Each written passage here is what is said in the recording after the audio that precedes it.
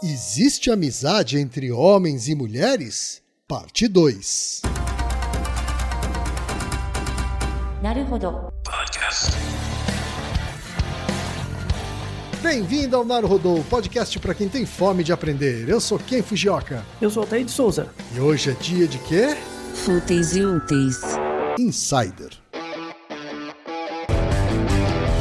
Altair, chegamos à parte 2, a segunda e última parte do episódio duplo sobre amizade entre homens e mulheres, Altair. Mas antes, se você não ouviu a primeira parte desse episódio duplo, episódio 433, você dê pause agora, volte para o episódio 433, ouça a primeira parte que você vai desfrutar muito melhor essa segunda parte, não é isso, Altair? Resume pra gente o que a gente falou na primeira parte. Na primeira parte a gente desconstruiu a ideia muito popular hoje em dia na internet, TikTok, Instagram, da linguagem do amor, que na verdade não é uma linguagem, mas não é só do amor e não é uma tipologia, você não tem tipos de linguagem, né? Você na verdade tem traços de linguagem que são muito mais densos e amplos do que os 5 básicos descritos ali pelo Gary Chapman, né? Que era um pastor batista que tirou toda a teoria dele a partir de, sobretudo, a psicanálise inglesa. Trabalhou muito com a Melanie Klein, que é uma psicanalista famosa pelo estudo do relacionamento infantil, né, estudos de desenvolvimento infantil, ali no final do século XIX, começo do século XX. O Bowlby trabalhou um pouco com ela, depois ele percebeu, tem insights legais, mas eu quero ir para outras áreas. Aí ele conheceu Hind na etologia, um dos pais da etologia, e foi estudar comportamento animal, né, de vários organismos. Depois ele voltou e com um trabalho com psicologia experimental, com Harlow, por exemplo, e outros pesquisadores. E ele teve uma vida muito longa. Então ele sempre foi muito interessado por diferentes áreas do conhecimento, ele sempre estava olhando o que estava acontecendo. Inclusive a área de estudos dele sobre apego influenciou uma série de outras áreas, desde a psicologia cognitiva até a neurociência.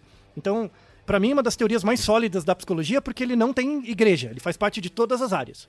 Se você ouve um psicanalista moderno falando, ele vai falar coisas de apego, um neurocientista vai falar coisas de apego, mesmo sem nomear. É bem parecido com a Gestalt, né? A Gestalt é uma área da psicologia da percepção tão forte que ela não existe mais, ela faz parte de todas as áreas. Ela virou um core de todas as áreas. Só para dar uma analogia, é só pensar em cálculo. Quando você da área de exatas, você pensa em cálculo faz parte de todas as áreas. Você tem que saber cálculo para ir para as exatas um pouco. Sabe? Então é um core para tudo. A teoria do apego é esse core, junto com a Gestalt. Assim, Você quer começar a estudar psicologia de verdade, sem igreja, tem que começar por essas bases, assim, as coisas mais gerais, e aí você vai explorando a partir dali. O Bowlby, ele não falou especificamente sobre amizade, mas ele fala da criação de figuras de relação, que também são seus amigos. Seus amigos são figuras de relação. Só que ele começou especificamente na gênese disso, começou com os bebês. Mas antes é importante definir a amizade. Respondendo a nossa pergunta, né? Definindo a amizade. 2 pontos. Amizade é um relacionamento de afeição mútua entre pessoas. Né? Parece muito simples, direto, né? Um relacionamento de afeição mútua entre pessoas. Só que tem uma palavra que não está clara, que é afeição. O que é afeição? A afeição é uma disposição ou um estado do corpo ligado a algum sentimento positivo ou negativo. Então, por exemplo, eu posso ter afeição por você, Ken? E essa afeição ser ligado ao amor, por exemplo. Mas eu posso ter uma afeição por você e isso é ligado à vergonha. Tá. Pode ser ligado a um nojo, pode ser ligado ao prazer, pode ser ligado à evitação, tá? Então, a afeição pode ser positiva ou negativa. E se você pensar que a amizade é um relacionamento de afeição mútua, por exemplo, eu posso sentir amor por você, você sente vergonha por mim. Pode ser desigual. Mas é amizade. Sim. É amizade. É uma afeição que pode ser ambígua. Entendi. Tá? Então, com certeza, pelo pouco que eu te conheço desses anos, com certeza você já deve ter sentido isso alguma vez na sua vida, quando você era mais novo, somente quando estava em agência. Que você tinha amigos, tinha pessoas que eram amigas suas, que você valorizava, mas você tinha uma relação ambígua. Ou você competia com a pessoa, ou você não gostava dela, mas ao mesmo tempo você dava ouvido. Sabe? Não tinha uma coisa meio ambígua? Não só tinha, como algumas eu acho que eu só percebi depois. Isso, exatamente. Você não percebe na hora. Puxa, eu gosto dela, mas é estranho. Sabe, parece ter às vezes é uma rivalidade, às vezes é alguma, né, às vezes a pessoa é chata, sabe, mas ao mesmo tempo não é, né. Essa ambiguidade, e aí é importante, se você já teve um amigo ou uma pessoa próxima, que você teve essa afeição positiva, porque você gosta da pessoa, Mas teve também um lado negativo. Eu gosto de você, mas você é um puta de um chato. Ou tem alguma coisa em você que não orna, sabe? Essa relação ambígua, pra quem estiver ouvindo a gente, se você tá sentindo essa relação ambígua, é exatamente a mesma relação de apego que o bebê sente com a mãe. É isso. É uma coisa ambígua. É estranho.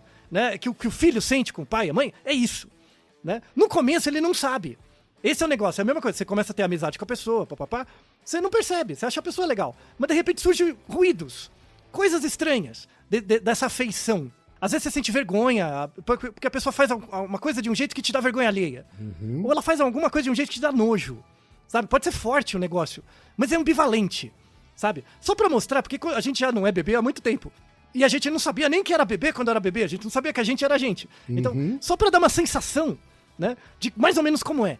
É como você tem essa amizade ambígua. É um negócio que te faz bem e mal ao mesmo tempo, né?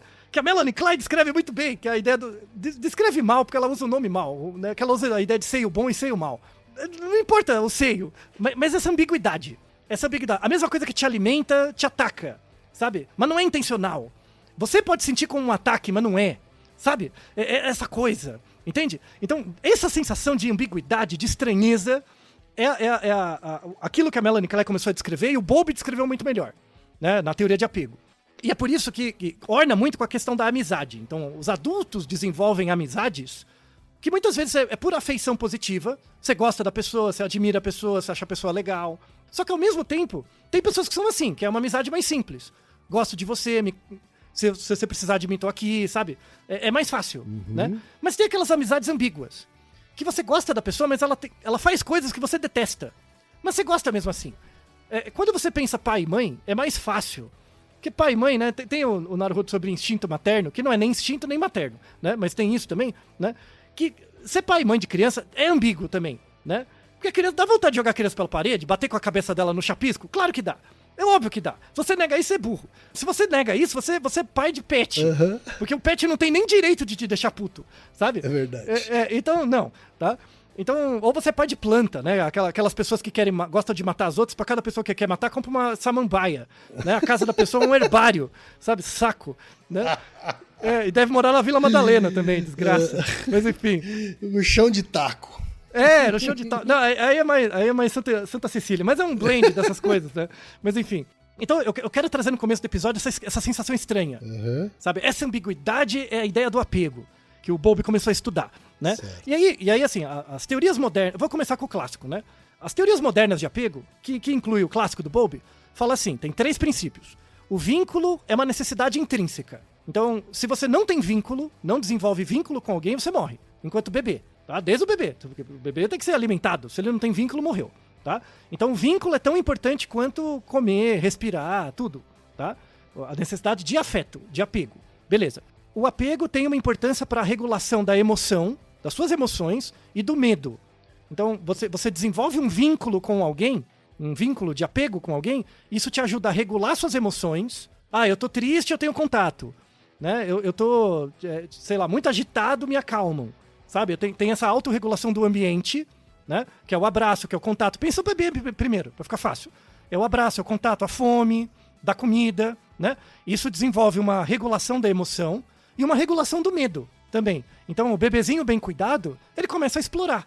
Ele sai de pertinho um pouquinho, né? Ele vai ali e volta. Normal, assim, pensando em crianças pequenas é mais fácil de entender. Mas isso vale para amigo. E vale para relacionamento também, marido e mulher, tá? Certo. Então, tem essa regulação da emoção. Você ter um relacionamento é uma forma de regular suas emoções, né? Tipo, tem alguém para conversar, tem um problema, né? E também regular o medo, tá? E esse medo pode ser o medo de ser abandonado, mas pode ser o medo de ser traído, o medo de alguma coisa acontecer também, tá? Tem esse medo, né? E até o medo físico, também pensando em proteção, tá? E quando você tem a regulação da emoção e do medo, isso aumenta a sua vitalidade. O que seria vitalidade? É a capacidade de você se expor, de você agir no mundo, de ser ativo, de ser vitalidade, ter volição, sabe? De se comportar, de tentar, sabe? Sabe aquela coisa que, eu não sei se eu vou fazer, a pessoa vem e te incentiva? Não, tenta, vai, né? Com criança pequena você sempre faz isso, né? A criança ela tá aprendendo a engatinhar. Aí você fica, vai, engatinha, mexe aí, né? Isso é aumentar a vitalidade. Tá? Vitalidade de explorar. Porque às vezes a criança é preguiçosa, não vai fazer, né? Então você estimula, tá? E o terceiro princípio do apego é promover a adaptabilidade. O objetivo de você estabelecer uma boa relação de apego com o mundo não é ser feliz, é ser adaptado, é reagir com autorregulação, né? Perceber que agora eu posso me expor mais, agora eu posso me expor menos, aprender as regras sociais e de crescimento, desenvolver o seu crescimento, não só físico como mental. Beleza, ótimo, né? Perfeito. E aí, de novo, fico puto que até psicólogo não lê o livro original do Bowlby. Por que não lê o livro original? Por que fica lendo o que os outros escrevem sobre o primeiro, né? O livro está inteiro na descrição, o livro do Bowlby, né, sobre a teoria de apego, o clássico, original, lá 1940. Lê o raio do livro. Antes de ler qualquer outra coisa de apego, lê o original, tá? Lê o original porque tem pontos importantes. O primeiro livro é ótimo. Ele é meio chato, porque ele é muito descritivo, né? Tá. Ele é muito descritivo. O Bowlby e uma outra cientista fantástica, a Mary Ainsworth, né? Ela também teve muita importância em sistematizar os estudos de apego, né? A Mary era um pouco mais nova que o Bowlby, então ela continuou um pouco depois, né, o trabalho dele, tá? Depois que o Bowlby se aposentou. E fantástica também, os trabalhos da Mary Ainsworth, fantásticos também. E aí, assim, como que você estuda apego? Você tem que observar os bebezinhos. Então você observa, faz filmagens, tira fotos da interação mãe-bebê. Então, por exemplo, a mãe pega o bebê no colo, fica um pouquinho com ele e depois coloca ele no chão. E aí fica observando o comportamento dele, o que faz, né? Uhum. E aí ele desenvolveu, a Mary também, desenvolveram testes, né? Para avaliar o estilo de apego dos bebezinhos, né?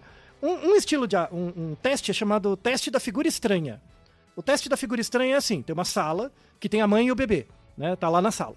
Aí assim, a mãe tá lá com o bebê, fica brincando com o bebê e tal, aí coloca o bebê no chão, aí a mãe sai da sala e entra uma pessoa estranha, que o bebê nunca viu, né? Tá. O bebê nunca viu. E aí fica se monitorando a reação do bebê frente ao estranho. O estranho tenta interagir um pouquinho com o bebê, né? Aí vê se a criança chora, ou se não, se ela se aproxima e tal, né? Aí marca-se a reação do bebê. Depois esse estranho sai da sala e volta a mãe.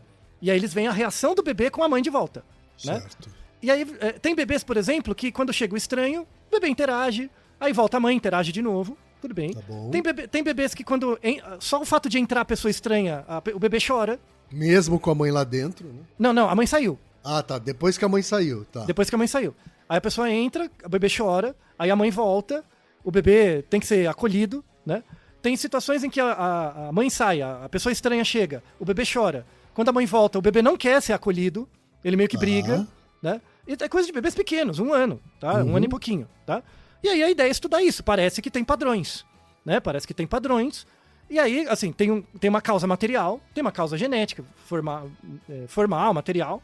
Inclusive, hoje, em artigos mais recentes, você já tem as áreas cerebrais responsáveis por esse tipo de apego, inclusive o neurotransmissor, que é um tipo de... Porque dopamina tem 4 receptores de dopamina no cérebro, né? Principalmente o receptor D2. É um D1, 2, 3 e 4, né? O receptor D2 é o mais associado com essa relação de apego, né? Então, você produz... Não é que você produz mais dopamina, você tem mais receptores D2 na presença do afeto com a figura de apego, né? Então, já tem toda a causa material, formal, tal. E aí, por que alguns bebezinhos reagem, né? Tipo, brigam, e outros bebezinhos buscam afeto e outros não se importam, né? Tem um componente biológico, disposicional ali do bebê, que vem da família, né? E aí começou-se o Bowlby. E aí, não foi um erro, né? Porque como ele foi o primeiro que escreveu, tem um detalhe. No final desse livro, do livro clássico dele, né? Do primeiro livro de apego, que é Apego e Perda, Attachment and Loss. Tá? Esse é o título do livro. Leia. Se você é da psicologia, leia esse livro. Ele descreve no final, ele chama... Mas eu não vou culpar ele, mas ele chama de padrão, né? Existem padrões de apego. E aí ele descreve, assim, meio por cima, 4 tipos. Só que aí qual que é o problema? Nem o Bowlby tinha certeza que era tipo de apego, sabe? Aí volta na questão da linguagem do amor, né? Nem o Bowlby sabia que era tipo de apego. Que aí, durante décadas, foram descritos os 4 tipos principais de apego, né? Que é o apego seguro. O apego seguro é quando o bebezinho tem segurança de se expor, de integrar e tal, né? O apego ansioso ambivalente, o bebê oscila, fica ali vacilante. Tem o ansioso evitativo. Então, o ansioso ambivalente é quando entra a pessoa estranha, o bebê chora, a mãe volta e o bebê é acolhido, né? O ansioso evitativo é quando o bebê chora, a mãe volta e ele briga. Ele meio que ataca, né, a figura de apego. E tem o que é chamado de desorganizado, né, que é um apego mais desadaptativo, tá? E aí surgiu uma série de estudos ao longo das décadas, porque o Bowlby pegou o período entre a Primeira e a Segunda Guerra. Então teve muitas crianças órfãos. Qual que é o impacto da guerra no apego? E aí se viu que o impacto era terrível, né? Você acabava com os estilos de apego da criança, tornava boa parte delas bem desagregada. E claro que isso afetava os relacionamentos com os filhos das crianças que cresceram durante a guerra. Óbvio, né? Mas o Bowlby e outros pesquisadores foram responsáveis por isso, para mostrar que a guerra tem um mal muito maior do que a morte, que é condicionar você a uma vida em que você se sente tão privado de cuidado que você condena os seus filhos a viverem a sua própria falta desse cuidado, porque você não aprendeu a desenvolver relações produtivas, né? É muito importante. Então o Bowlby foi muito importante. Os outros pesquisadores mesmo da época do apego. Foi muito legal, né? Só que aí o problema é que, assim, durante décadas, isso até os anos 2000, mais ou menos, tinha essa coisa dos tipos de apego, ou dos estilos de apego. Até 2010, mais ou menos, tinha essa coisa dos estilos. Então tem o estilo seguro, ambivalente, evitativo e o desagregado. Aí tinha pessoas que colocavam mais tipos, menos. Percebe que cai no mesmo problema da linguagem do amor? Que você vai tentar se encaixar num tipo e não dá certo? Então o Bowlby já tinha morrido e tal, né? Hoje parece que cai no mesmo problema, não é tipo, é traço. Tem traços fundamentais do apego, né? E aí agora eu vou pegar o que... Não sei se alguém levou do coração do episódio passado pra cá, né? Tem pessoas que levaram pro coração a última frase que eu falei lá, né? Do episódio passado, né? Que quando você acha uma pessoa que ela não é sexy ou ela é chata, né? Será que ela é chata mesmo? Ou é uma pessoa incapaz de fazer você sofrer da forma que você precisa, de fato, de forma a sentir que seu amor é real, né? Então... Sabe aquelas pessoas, ele é tão legal, mas parece que não gera chama, né? Mal sabe que você é o que não tem, você que é besta, que é incapaz, né? Você que precisa sofrer, né? O suficiente, tá? Então, essa discussão de que o seu padrão de cuidado durante a infância acaba projetando certos padrões de aprendizado de cuidado que você vai ter tanto com seus amigos quanto com seus parceiros afetivos, apareceu no Bowlby, né? Só que o Bowlby estudou muito criança pequena. E ele já tinha muita diversão ali, né? Então, isso de relacionamento surgiu depois. A Mary Ainsworth trabalhou um pouco, mas aí outros pesquisadores depois pegaram essa ideia do apego e colocou para relacionamento, né? As teorias de relacionamento. E aí surge um conceito muito importante, tem um artigo fantástico desse ano, que é o conceito de responsividade. Responsividade, quando você trabalha com relacionamentos, seja com amigos, com parceiros afetivos e tal, o conceito de responsividade é um construto central na ciência do relacionamento, um conceito bem moderno. E ele diz o seguinte, responsividade é o seguinte, é o quanto você capta a atenção e o apoio de outro, pode ser seu parceiro, pode ser seu amigo, com os aspectos essenciais do seu self. Então, por exemplo, a gente é amigo faz tempo, né? Uma década. Sim. Passa rápido, né? Uma década, hein, Kim? Nossa, então. Eu envelheci mais rápido que você, né? Verdade seja dita. Acho que não. Então. Mas, então, o que seria responsividade na nossa relação? Por exemplo, seria o quanto que eu sou... O meu grau de responsividade... Por exemplo, eu quero conversar com você. O quanto que eu sou capaz, né? De captar a sua atenção pra mim. Tipo, então, por exemplo, se a gente conversa e a gente sempre fala sobre você... né? Você tem alta responsividade. Você consegue falar sobre você comigo e fazer eu prestar atenção nos aspectos do seu eu, do seu self, tá? E aí, nesse caso, eu tenho baixa responsividade. Você não fala de mim. A nossa relação é baseada em falar de você, tá? Isso seria responsividade. Acho que você percebeu que não é bem óbvio pensar que a ideia é ser igualitário, né? Então tem momentos que fala mais de você, momentos que fala mais de mim. Tem um balanço. Tem um balanço. Então tem esse artigo que coloca esse conceito de responsividade, né? E aí ele mostra questões culturais ligadas a isso. Então, por exemplo, tem questões interculturais. Como que seria a responsividade, por exemplo, em sociedades ocidentais, né? É ligado à independência. Então, por exemplo, a gente é amigo, né? Porque eu consigo falar de você, de mim, eu consigo falar com você sobre mim, e você consegue falar de você comigo, tá? Isso é ligado à independência. Eu me sinto uma pessoa mais independente porque eu consigo falar de mim pra você. Isso me liberta. Você percebe isso? Você percebe? Tá? Isso. Então, isso é um pensamento ocidental. Então, eu me sinto mais autêntico porque eu sinto que eu sou capaz de conversar com você de forma franca. E vice-versa. Então, isso gera uma liberdade, né? Gera uma independência. Então, isso seria como você mede responsividade. Então, você chega pra pessoa... Você tem alguém que você consiga conversar de forma franca? Mesmo? Assim? Né? Então, é isso que você mede. Quando você não tem uma pessoa que você consiga conversar, a falta de responsividade, né, gera vários problemas. Porque a pessoa não consegue nem se reconhecer muito bem, sabe? Se eu não consigo nem falar com você de mim, eu não consigo falar de mim pra mim mesmo. Percebe? Agora pensa, por exemplo, quando você é criança. Porque isso pra adulto faz sentido, né? Mas pensa quando eu sou bebê. Tipo, eu sou bebê até os meus pais. Porque assim, a relação com os seus pais é sempre ambígua, né? E aí volta no que eu falei antes daquela amizade. É sempre ambíguo. Tem coisas que você gosta muito e tem coisas esquisitas, porque a pessoa não é perfeita, né? E você também não é, sabe? Então é normal.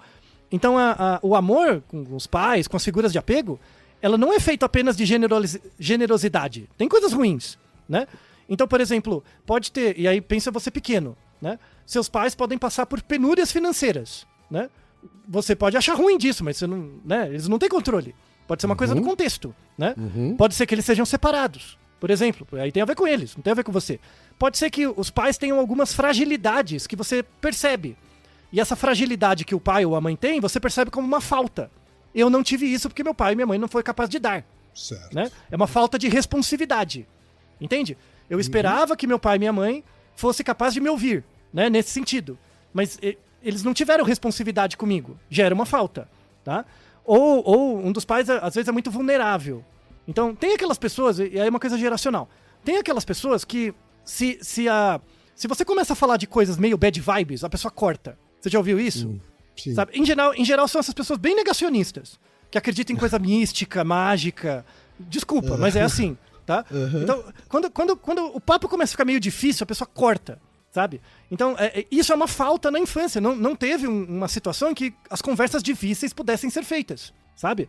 A pessoa tem uma baixa tolerância a bad vibes, sabe? E é importante você ter a bad vibes, às vezes, sabe? Não sempre, mas é importante. Sim, tá? ter aquelas conversas difíceis, né? Ou a capacidade de gerir isso, sabe? É um treinamento de autorregulação. A pessoa tem uma regulação baixa. Ela cria uma estratégia e corta, tá? Isso é a ideia de responsividade. Então, o desenvolvimento do apego se dá a partir da capacidade da criança de se expor, né, de ter a responsabilidade dela, de falar dela. Quando eu falo falar, não é só verbalmente, mas de fazer coisas, né? Tentar lá pegar o bonequinho e tal. E a responsividade dos pais de também ouvir, sabe? Então, essa variável é muito importante, responsividade, né? Quando você tem um relacionamento pai, mãe, bebê, que tem boa responsividade, isso vai gerar autorregulação no bebê. Ele vai perceber que às vezes eu não gosto de você porque você fez uma coisa que eu não queria, mas você repara. Tudo bem, tipo, você não vai se jogar da escada, né? Não seja imbecil. Você chora, mas beleza, tá, eu percebo perigo, vai dar autorregulação, né? E vai gerar autocontrole. Comportamentalmente vale a pena esperar. Eu vou prestar atenção. Em vez de só chorar, eu presto atenção no que tá acontecendo. Tá? Certo. Percebe que faz sentido? Sim. Isso faz sentido. Agora pensa, por exemplo, nem pensa o seu caso como pai. Pensa os seus pais em relação a você. Eles conseguiram fazer isso perfeitamente com você? Óbvio que não. Não é óbvio que não. Não é impossível. Nem você vai conseguir. Você não vai. Você não vai. Você não tem controle do que tá dentro da cabeça da criança. Melhor aceitar isso, né? Melhor. Isso. Pai e mãe não servem pra resolver problemas. Pai e mãe tem que escolher os problemas que eles vão lidar. É diferente, tá? O BO é da criança. Criança que se vire e que se lasque. Mas você só vai dar... a metáfora que a gente usou no episódio sobre se existe bondade ou maldade, de forma... Se as pessoas são boas ou más por natureza, né? Pai e mãe não transforma a ovelha em lobo e nem o lobo em ovelha. Pai e mãe cuida do pasto. Você bota lá o pasto para as ovelhinhas lá comerem, você cuida do pasto. Se a ovelha vai virar lobo ou o lobo vai virar ovelha, dane-se a criança. É com ela. Toca aí, negão. O negócio não tem nada a ver, velho. Ai, o meu amor, azar o seu. Você completamente não tem controle. Tá? A criança, quando vira adolescente, vai focar a atenção dela pros outros, você vai ser um imbecil. E é isso aí mesmo. É assim, né? De novo, qual é a definição de adolescência? A fase que tudo faz sentido porque você é um otário. Então, é importante você se ferrar, sabe? Mas, se você desenvolve uma boa relação mãe-bebê no início, até os 7, 8 anos, no início, desenvolve a capacidade de responsividade na criança para ela ser capaz de falar sobre ela, né? E os pais responderem, serem capazes de ouvir sobre a criança, né? Aí o Skinner fala uma coisa muito, muito importante, que é a mente que você tem, o seu mundo interno, ele é resultado de aprendizagem social, o seu mundo interno. Apenas quando existe alguém interessado no seu mundo interno, você também é interessado nele. É muito bonita essa frase do Skinner, mesmo ele sendo chato. Mas essa frase é muito, muito sensível, assim. Nem parece que é do Skinner. Então, exato. Você vai ter interesse no seu mundo interno a partir do momento que você reconhece que alguém tem interesse nele. Isso é fundamental. Isso conversa totalmente com o Bowlby. É a ideia de responsividade. Quando eu tenho responsividade por você, é porque eu consigo falar com você sobre mim, né? E eu sinto que eu sou ouvido. E vice-versa. Essa é a ideia. E, de novo, isso não vai gerar uma relação feliz. Pode gerar uma relação ambígua.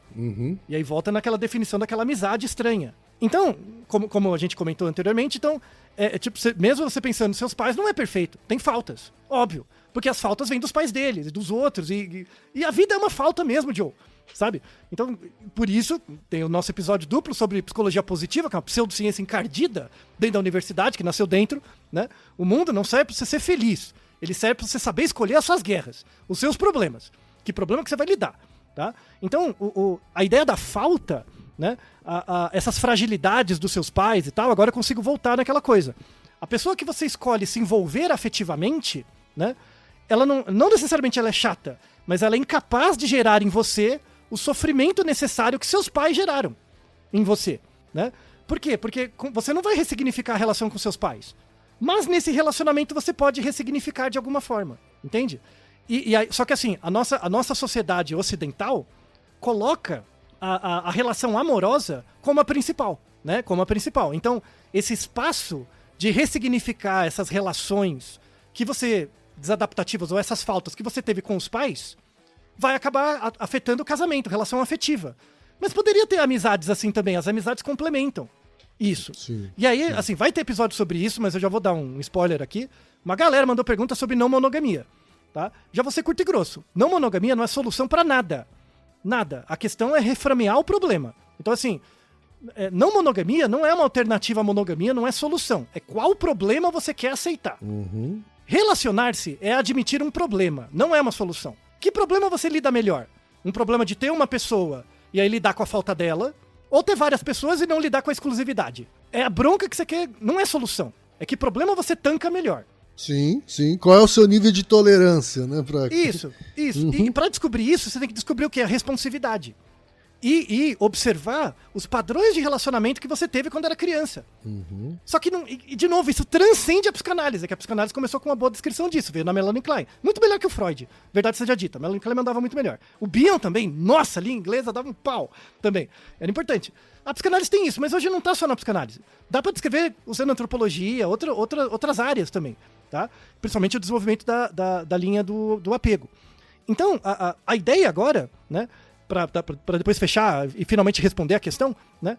As pessoas têm que começar a observar que estilo de apego... Não é um estilo, mas esse é o problema. O traço de apego que ela tem, né? Quais são essas faltas? Como foi o padrão de relacionamento que ela teve com os pais? Qual o grau de responsividade que ela conseguiu desenvolver ou não? Porque se eu tive responsividade baixa, né? Eu não tive tempo de falar de mim mesmo. Eu não fui capaz de comunicar a mim mesmo. Eu tenho que desenvolver isso. Então, antes de me relacionar, eu tenho que conhecer a mim mesmo primeiro, né? E é por isso que você fica fazendo merda, sabe? Porque você não olha pra dentro primeiro. Aí, às vezes, você passa um tempo da sua vida, você desenvolve responsividade. E aí, os amigos são importantes pra desenvolver essa responsividade. Sobretudo, aquelas pessoas que você tem, de fato, a capacidade e a habilidade de ter uma conversa franca. Eu falo disso, eu tenho... eu tenho uma amiga, assim, que é assim... Eu até falo que as nossas sombras conversam bem. É uma amiga que as nossas sombras conversam muito bem, sabe? Tá. Tipo, porque a gente pode conversar mesmo de qualquer coisa. E é isso, sabe? E ajuda muito. Assim, ressignifica muita coisa. É um espaço de treino de responsividade. Precisa ser namorado, namorada? Não é obrigatório, tá? Não é obrigatório. Pode ser também, sabe? Mas depende de como a pessoa funciona, tá? Mas isso é interessante, você tem um espaço da sombra, sabe? Porque aí, quando você diminui a sombra, a luz aumenta.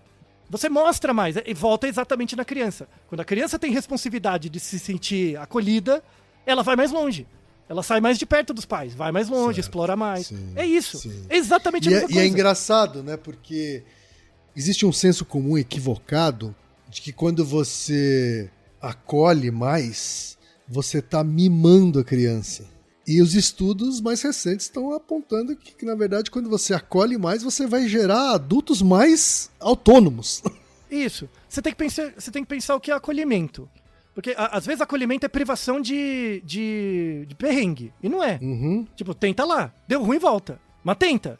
Né? Tipo aquela coisa que coloca a criança numa bolha de plástico, sabe? Aí não dá. Aí não, é o contrário, né? Na verdade, assim, vai. Porque você vai ter pra onde voltar. Isso. Se der errado, vai ter pra onde voltar. Isso, aquele core, né? É a base, sabe? E de fato, perceber que a criança vai se lascar. Você tá vendo, ó, vai dar ruim. Vai lá, tenta, bate a cabeça e volta depois, tá? Então, a grande palavra desse segundo episódio é essa palavra de responsividade. Tá? É algo muito importante que tem que ser desenvolvido. Então, para além dos tipos de apego, né? Como que a gente trabalha? Agora a gente vai começar com a metáfora da escada, tá? A metáfora da escada a gente desenvolveu em vários outros episódios, só que em partes diferentes. Tem o episódio 84 sobre transgêneros, o episódio 216 sobre ciúme, o episódio 382, quem ama o feio, bonito lhe parece, né? Eu repeti o mesmo argumento todos esses episódios, só que agora eu vou trazer mais estruturadamente, tá? Então, quando você... Daí essa discussão red pill, todas essas bobagens, é uma visão míope de uma parte da escada. É como se você reduzisse a realidade só a um degrau, tá? Então imagina escada de bombeiro, sabe? Não é uma escada de casa. Escada de bombeiro que tem duas hastes e os degrauzinhos no meio, tá?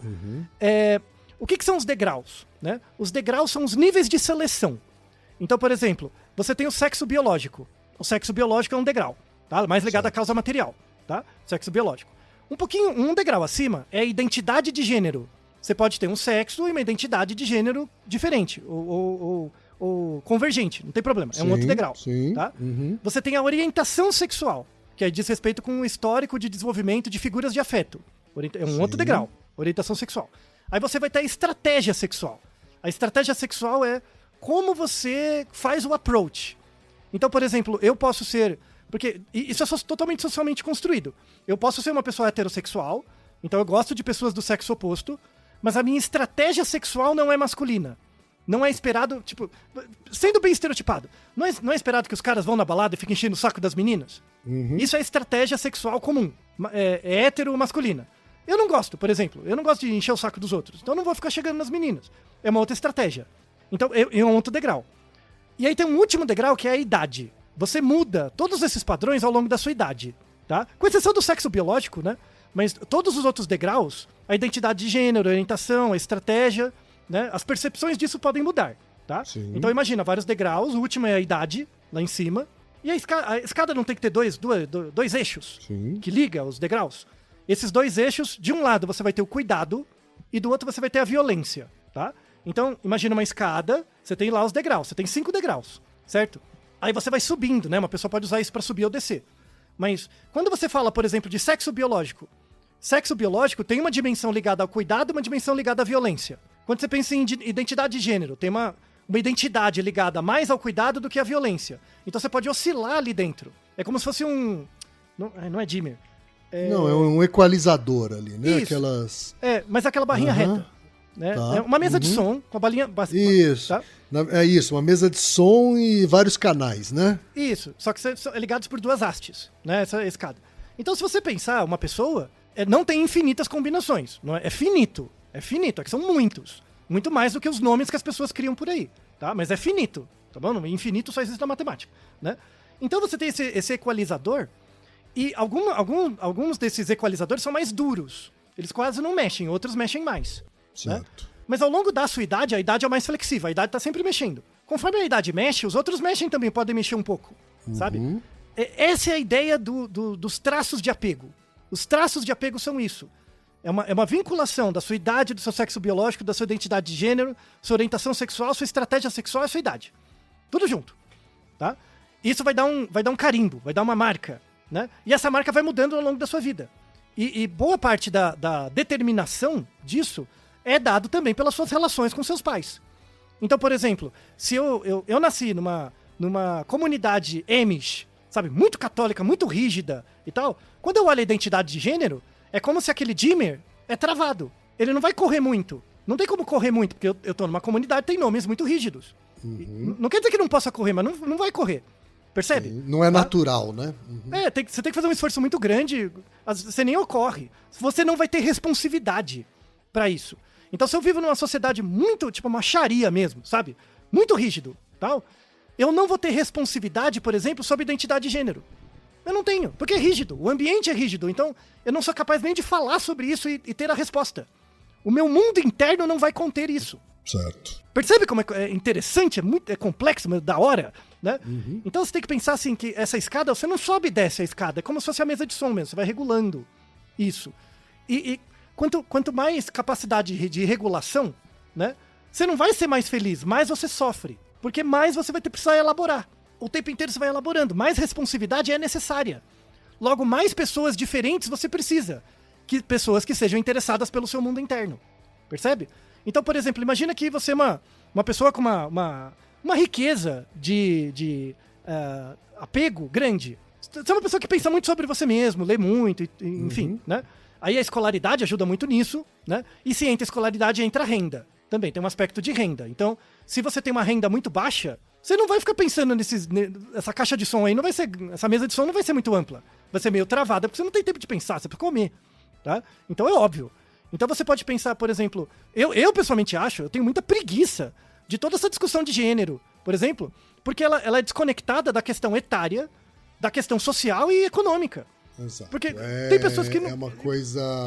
elitizada. Sem essa interseccionalidade, né? Isso. Então... Não. Então, a discussão é elitista. É uma discussão elitista. Não é esperado. Tipo, o cara é todo fudido, mano. Ele não tem tempo pra pensar nisso. E tá certo. A gente tem que... Então, você quer lutar por mais igualdade de gênero, de orientação sexual, de estratégia, o que quer que seja? Lute por uma sociedade menos desigual. Porque vai ter pessoas que não estão no mesmo ponto que você e vai viver sem chegar no mesmo ponto. Exatamente. E é isso. E pronto. Sabe? Tem lugares Ele vai morrer sem ter a oportunidade de discutir essas questões. Né? E não é um desperdício? Não é uma tragédia? Total eu acho uma desperdício. tragédia. Então, você já está percebendo... Eu trabalho... Até faço um parênteses. Eu trabalho com muitos projetos de saúde pública, em vários lugares. Sim. Eu já fui em vários lugares. Índia, Síria, vários lugares, em que você faz o projeto de saúde pública e você sabe que aquela pessoa que você está pegando dados com ela não vai vivenciar o resultado daquilo que você está fazendo. Não vai. Sabe? Você não tem nem como ser mais grato àquela pessoa, porque nem ela é capaz de perceber, sabe? É uma tragédia, é uma tragédia. E aí fica falando sabe? Eu tenho preguiça, de verdade eu tenho preguiça, por causa dessa falta de discussão da questão econômica, etária e social mesmo, sabe? Tem pessoas que não vão alcançar, e não é porque a pessoa é uma raça inferior, sabe? Ela não vai alcançar, velho, porque pensa os seus pais. Tem discussões que seus pais não vão alcançar, mas eles fizeram você ser você. Sabe? Sim. Azar o seu que eles não concordam. Azar o seu. Sabe? Tipo, lute por uma sociedade mais igualitária. É uma coisa que você tá jogando as garrafas lá na frente. Né? Pra mim é mais fácil, porque eu sou cientista, né? Então boa parte das coisas que eu faço, eu não vou ver o resultado. Então pra mim é meio tranquilo. Quase tudo, né? Quase tudo que um cientista estuda... Vai ter muito pouco resultado na vida dele, assim, muito pouco. Sim, pra mim é muito tranquilo isso, mas pra boa parte das pessoas eu sei que não é. Né? Tem que ter o reconhecimento, a volta. Eu quero que se dane. O bagulho não é esse. O bagulho é lutar por uma coisa que faz... Então pensar nessa escada... E pensar o quanto que esses dimmers dessa escada são flexíveis pra mim, né? E pensar o quanto que eu sou capaz de pensar nisso, porque eu tenho outras demandas também, né? E aí você pensar numa educação, uma educação afetiva ligada ao apego e tal.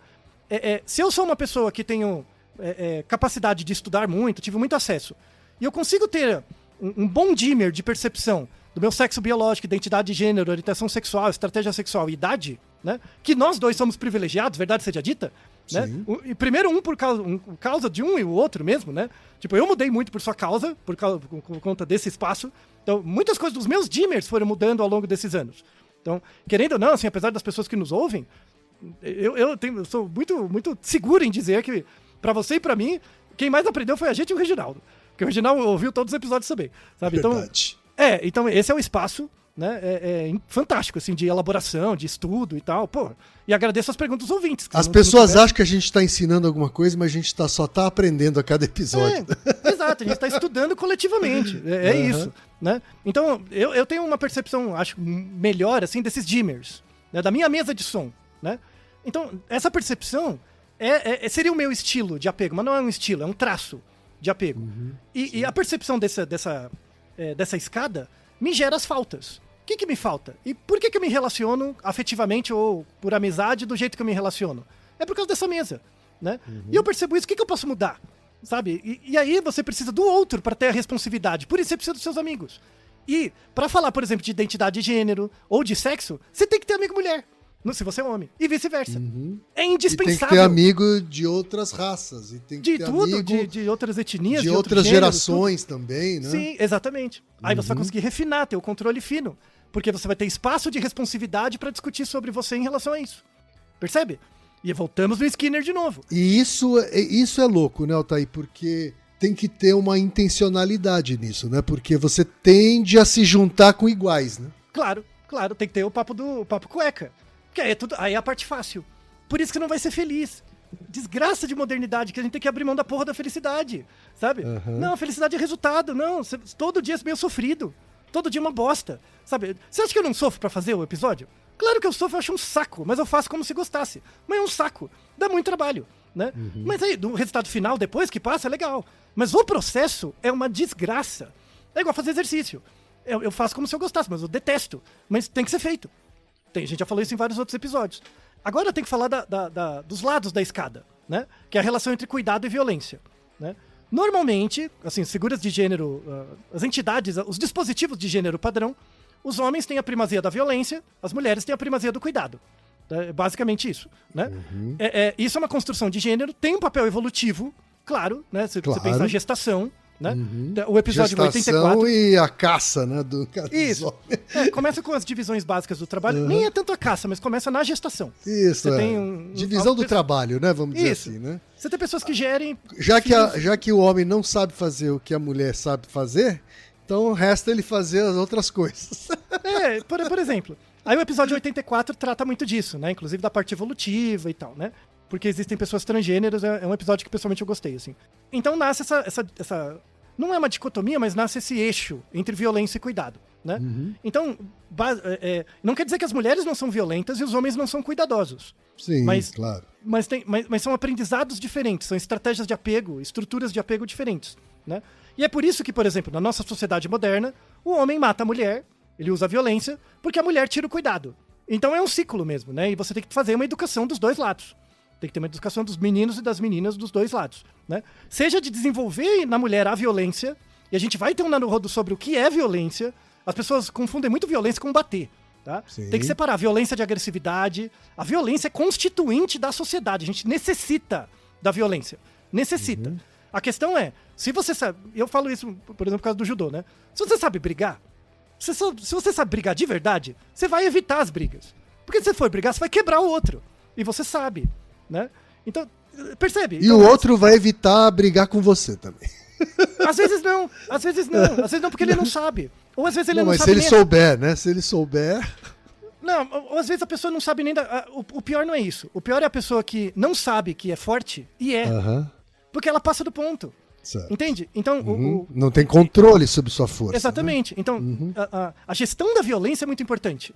Porque a gestão da violência gera cuidado. E a falta de cuidado gera violência. Percebe que por isso que é uma escada que liga os dois lados? Então, mulher sabe ser extremamente violenta. Sabe excluir mesmo, tirar, deixar... Tanto é que a gente tem um crescimento enorme de suicídio em homem porque fica isolado. Claro. E aí bota a culpa não no necessariamente estamos falando de agressão física, né? Estamos falando de violência sem falar de agressão física. Isso. E você tira coisas, né? Você não, tipo, eu não dou um soco em você, você me tira a possibilidade de ter acesso ao afeto, ao apego, né? Então, a questão da violência, da solidão, sabe? Isso tem que ser trabalhado. E isso conversa também na identidade de gênero.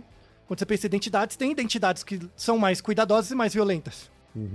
Orientação sexual também. Toda orientação sexual é uma denominação social, a partir de uma matriz biológica. Essa denominação social, esse dispositivo social, é criado a partir de uma relação de cuidado e violência também. Então qualquer nome que você queira inventar, pode inventar o nome que for, eu não estou nomeando de propósito, tá? Porque a biologia tem muito mais nomes do que a sociedade inventa. E eu reforço isso. O povo das áreas de humanidades fica falando, o povo da biologia fica restringindo as pessoas. Bobagem. Quem restringe, quem limita é as humanidades. Porque a biologia tem uma capacidade muito maior de variabilidade. Tá? E mesmo a estratégia sexual. Estratégia sexual é como eu busco pessoas, seja para ser meus amigos, como para me envolver afetivamente. Às vezes eu sou mais ativo. Né? Eu quero ser seu amigo, eu fico te enchendo o saco. Sabe, eu fico te perseguindo. Não é uma coisa um pouco violenta? Depende. Né? Ou às vezes eu sou mais passivo, eu não vou te encher o saco, mas você tem que me procurar. Né? É algo que eu preciso do cuidado. Você diria que a iniciativa, de alguma forma, é uma forma de violência? Sim, mas só que não no senso comum. Sim, tá, claro. claro. Aí você tem... É porque tem tipos, né? Você tem Sim, que trocar a gente palavra teria violência... que ter a definição de violência Isso. nesse sentido amplo. Isso, né? e tem, que é a palavra dominância. Então tem vários termos, aí vai ter um episódio só sobre isso, só todos os termos, e a gente tem um livro sobre isso fantástico, e a gente descreve isso também, né? A ideia da sociologia e da psicologia da violência. Então, você gostou da minha analogia aqui? Da escada? Adorei, né? adorei. A da escada bem mais sofisticada. Bem mais. Gostei. Então são 2 níveis. Você começa com o do primeiro episódio, conversa lá com a matriz. O primeiro episódio é nível 1. Matriz 2x2. Vai devagarzinho, 4 categorias. Né? Isso. Aí faz os exercícios, vai localizando, depois você vai nesse nível mais profundo. É uma observação maior. O da escada já é quase infinito, né? Assim, que são muitas variáveis, mas tudo bem, o eixo é simples. Né? Isso, o eixo é simples. O eixo é simples. E a questão é você ir observando, você vai mudando, vão acontecendo coisas na sua vida, né? E vai mudando. E aí, agora, finalmente, pra fechar o episódio, a gente volta na questão da amizade entre homem e mulher. Eu volto na premissa. Não é pra todo mundo. Você tem disposição de fazer esse exercício? Às vezes não é pra todo mundo, porque, de novo, a pessoa tem boleto pra pagar. Ela tem outras demandas. A pessoa pode ter toda a capacidade cognitiva, mas ela não vai ter tempo. De desenvolver, né? Desenvolver isso. E aí, por isso que um dos eixos é a idade. A pessoa já passou por tanta dificuldade da vida, por exemplo, pensa seus pais, os pais da maior parte da gente. Os nossos pais, e aí por isso que a gente tem essa desgraça de política polarizada do inferno, e por isso que a questão etária afeta isso. Por quê? Porque os nossos pais têm um esquema de apego, de funcionamento, que eles não têm tempo mais de vida de mudar. Não tem. E isso é cooptado por certos grupos para favorecer partido político. Por outro lado, eu estava pensando aqui, né? Você estava falando das pessoas mais idosas. Eu observo também que entre as pessoas mais idosas, muitas vezes há menos esse ímpeto da caça sexual, da busca sexual. Sim. E acaba permitindo amizades entre homens e mulheres de um jeito mais natural. Sabe, mais simples. Assim? Né? Simples. Isso. E a literatura mostra que é muito benéfico para a saúde psíquica e física das pessoas mais velhas a partir de 60 para frente. E às vezes é um velho que foi um machista misógino a vida toda, mas aí depois, quando fica velho, começa a desenvolver amizades com mulheres da mesma faixa etária e são civilizados. E é muito simpático. Você percebe um outro lado. Inclusive, eu vou fazer uma recomendação de um filme. Você me fez lembrar, muito legal. Um filme super novo, eu acho que é iraniano, que é exatamente isso. Que chama Meu Bolo Favorito. Meu Bolo Favorito. É um filme de um casalzinho idoso. Eu não vou dar spoiler, mas aí ele acabou de sair. Assim, Meu Bolo Favorito. É um filme muito legal, assim, exatamente pra pegar isso. Tá? Eu vou dar 2 recomendações. Um é esse filme, Meu Bolo Favorito, que é um filme iraniano, assim, que é bem leve, mas tem reflexões legais. E tem um outro filme que vai sair que é mais mainstream, assim, que é o Baby Girl. Que é uma mulher CEO que acaba se envolvendo com um cara mais novo. Então dá 2 matizes diferentes, sabe? De relacionamento entre homem e mulher, assim. Então acaba dando 2 padrões, assim. Não tem certo e errado, né? Mas só pra entender os extremos, assim. Né? E aí a gente volta na nossa pergunta. Existe amizade entre homem e mulher? Se você for disposto a fazer esse tipo de reflexão, existe. E existe, inclusive é bom, é necessário, é importante. Tem que ter, você vai ser menos completo se você não tiver, sabe? Você tem que ter pessoas, homens e mulheres, que você consiga ter conversas francas. E isso bate num episódio que uma galera reclama, mas fofoca é uma desgraça para evitar isso. Fofoca atrapalha muito a possibilidade, inclusive, de você se enxergar. Por quê? Para quem não pensa, o que resta é julgar. E quando você faz fofoca, a última coisa que você faz é pensar, né? Porque você tá mais focado no outro que em você mesmo. Então, percebe como é importante aqui? Tá? Então, assim, para de fazer fofoca. Tenha relações de qualidade, assim, sabe? Não precisa ser a pessoa que você conversa todo dia. Mas, tipo, que legal que a gente pode trocar uma ideia, sabe? E conversar do que importa. Aí as pessoas ficam falando, mas às vezes eu gosto da pessoa, tem aquela tensão sexual, sabe? Tipo, o homem é muito tapado nisso, né? O homem fica superestimando a capacidade... Eu sempre falo, né? Eu não entendo. Eu acho que a minha estratégia sexual é estranha, mas eu não entendo. Mas assim, eu sempre falo, eu tenho uma regra pessoal, né? Não seja burro, fraco e feio. Estude, faça exercício, seja só feio, né? Então, tipo, eu sempre falo isso. É minha regra pessoal, eu tenho uma regra, divido com vocês, uma regra pessoal. Então, assim... Como é que é? Tente mudar pelo menos aquilo que é mutável, né? Que você pode controlar, né? Então, assim... Se bem que assim, dizem que quem tem muito dinheiro consegue mudar até a feiura. Como eu não tenho, então dane-se. Como a gente não tem, exatamente. Por exemplo, imagina que você é uma mulher, a gente é amigo. E eu gosto de você, tá? Eu gosto de você. É uma questão de maturidade. É uma questão de maturidade. Se você percebe que te faz muito mal, né? Aí você tem que voltar no seu estilo de apego. Por que você está sendo amigo onde você coloca como primazia o gostar sexual? Né? A gente ainda não falou de um caso ainda pior, que é o homem hétero que tem medo de ter amizade com o homem gay por receio de ser desejado pelo amigo, sabe assim? Meu Deus, né? Aonde chega a neurose? Mas não é espaço de aprendizagem interessante? Não, por que o cara tem medo? Porque ele não controla. Exato. Não, então, na verdade, ele podia se sentir como uma mulher, sabe? Quando o cara gosta, então, você tem um treino disso. É um treino mesmo. Sim. Né? Como é que você lida, aprende, e aí seu mundo fica maior, você tem um espaço de alteridade. Claro. Sabe? É importante isso. Então, assim, é sempre um exercício de custo-benefício, sabe? Porque toda amizade tem uma questão de vínculo e uma questão utilitária, né? Então, por exemplo, se eu me apaixonei por uma pessoa, a mulher, né? Eu sou amigo de uma moça e gostei dela, volta eu vejo naquela pessoa uma capacidade dela me fazer sofrer da forma como eu preciso para entender o que é amar. É isso que você tem que perceber. Não tem a ver com o outro. Tem a ver com você, seu cabaço. Você falou isso na primeira parte, tá ressoando até agora, Altair. Então, exato. Quando você começa a gostar da pessoa e tá na amizade, é porque tem uma questão de vínculo, a pessoa é legal, mas tem uma questão utilitária. Você precisa dela para ser capaz de sofrer por causa dela, para entender o amor que você sente. E se você se faz essa pergunta, começa a ficar produtivo. Então, mas por quê? Né? Às vezes a pessoa não sabe responder, porque tem a ver com você, não tem a ver com a pessoa. Mas você usa esse espaço para prestar atenção, né? Até um momento que pode ser que você goste mesmo, a pessoa é legal, né? E aí você fala, ou não, ou passa. Tipo, entendi, e passa. Né? Acaba com o conflito. É esse exercício. É um exercício de maturidade mesmo, de observação, sabe? É eterno. E aí quanto mais observação, mais responsividade você tem sobre você mesmo, e é capaz de comunicar isso, menos fofoca você vai fazer, e o mundo vai ser mais fraterno. Vamos reduzir as desigualdades. Percebe que começamos bem o ano, hein? Começamos bem o ano com esse episódio duplo. Não é isso, Altair? Sim. Espero que você desenvolva amizades com pessoas do sexo oposto. Você, por mulher, favor, desenvolver amizades com homens e vice-versa. Para que o seu mundo aumente. Isso. E use a nossa metáfora da escadinha e também do gráfico. Né? Faça um desenho no papel aí e pense sobre ele. E leia as referências. Verdade, leia as referências. E Naruhodô, ilustríssimo ouvinte! E você já sabe, aqui no Naruhodô, quem faz a pauta é você. Você tem alguma pergunta pra gente ou quer comentar algum episódio? Escreva pra nós. podcast@naruhodô.com.br. Repetindo? podcast@naruhodô.com.br. E lembre-se, mande nome completo, idade, profissão e a cidade de onde você está falando. É isso aí.